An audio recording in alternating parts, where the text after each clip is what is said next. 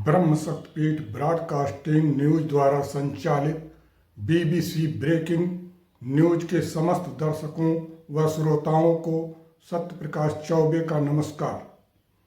बीते 2 दिनों से कोई समाचार पोस्ट न कर पाने का हमें खेद है। प्रस्तुत है 11 मार्च 2026 दिन बुधवार की ताज़ा खबर। मध्य पूर्व में चल रहे संघर्ष के 12वें दिन हालात हुए और गंभीर।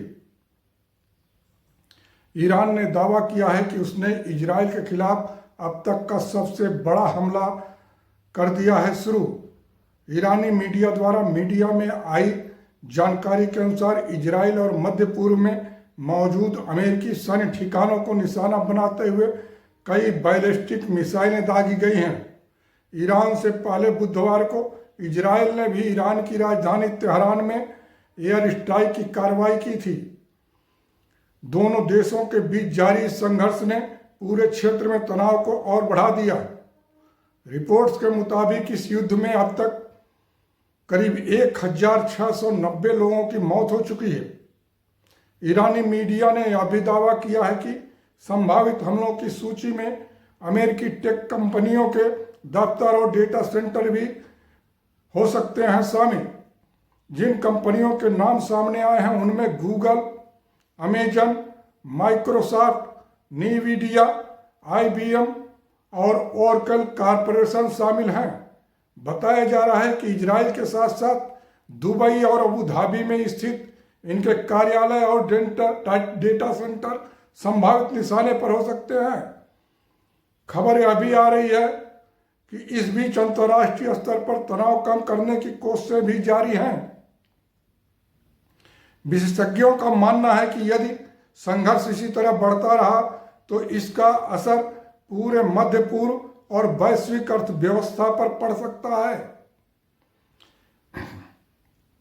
एक खबर जनपद संत कबीरनगर से आ रही है, जहां UPSI परीक्षा को नकल विहीन कराने को लेकर जिलाधिकारी ने किया मीटिंग।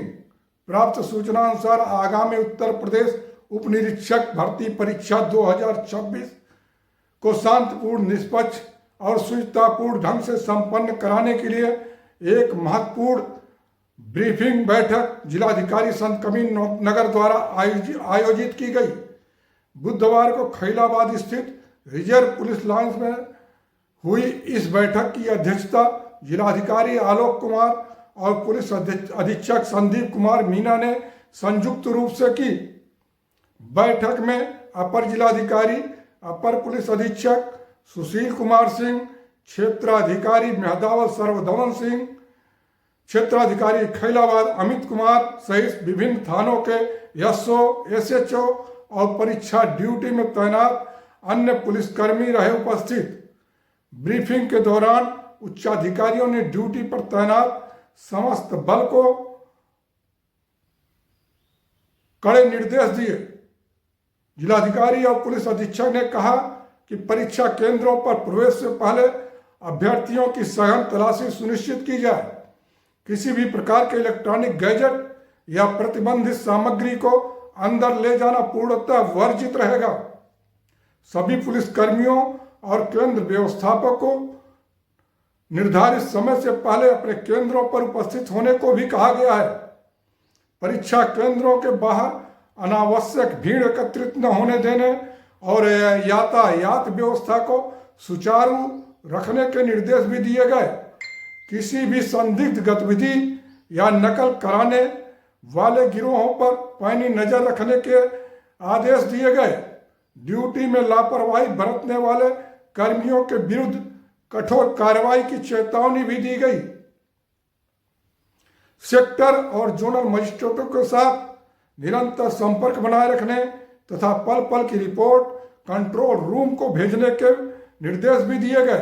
अधिकारियों ने बताया कि परीक्षा की शुचिता बनाए रखना प्रशासन की सर्वोच्च प्राथमिकता है। सभी अधिकारी और कर्मचारी टीम भावना के साथ कार्य करें ताकि अभ्यर्थी एक भयमुक्त वातावरण में परीक्षा दे सकें। एक खबर थाईलैंड से आ रही है, जहां रनवे पर टूटा विमान का नोज व्हील। प्राप्त सूचना अनुसार एयर इंडिया एक्सप्रेस का एक विमान हैदराबाद फुकेट की उड़ान भरने के दौरान दुर्घटना का हो गया शिकार। यह दुर्घटना फुकेट एयरपोर्ट पर हुई। बताया जा रहा है कि इस दुर्घटना में विमान की नोज व्हील टूट गई, जो रनवे पर घर्षण करते देखी गई। एयरलाइन ने बुधवार को दुर्घटना की पुष्टि की है। घटना के बाद फुकेट एयरपोर्ट पर उड़ान संचालन निलंबित कर दिया गया, क्योंकि विमान रनवे पर फंस गया। बोइंग 737 मैक्स 8 विमान में सवार यात्रियों की संख्या की तत्काल जानकारी नहीं मिली, पर एयर इंडिया एक्सप्रेस ने एक बयान में कहा कि हम पुष्टि करते हैं कि 11 मार्च को हमारी हैदराबाद फुकेट उड़ान फुकेट एयरपोर्ट पर नोज व्हील में समस्या का सामना किया। नोज व्हील विमान के लैंडिंग गियर सिस्टम का एक महत्वपूर्ण हिस्सा है। फ्लाइट IX 938 ने हैदराबाद से निर्धारित प्रस्थान समय 6:20 के बजाय 6:42 पर उड़ान भरी और फुकेट इंटरनेशनल एयरपोर्ट पर स्थानीय समय अनुसार 11:40 बजे इमरजेंसी लैंडिंग की। अभी तक आप सभी देख व सुन रहे थे सत्य प्रकाश चौबे द्वारा प्रस्तुत 11 मार्च की ताजा खबर।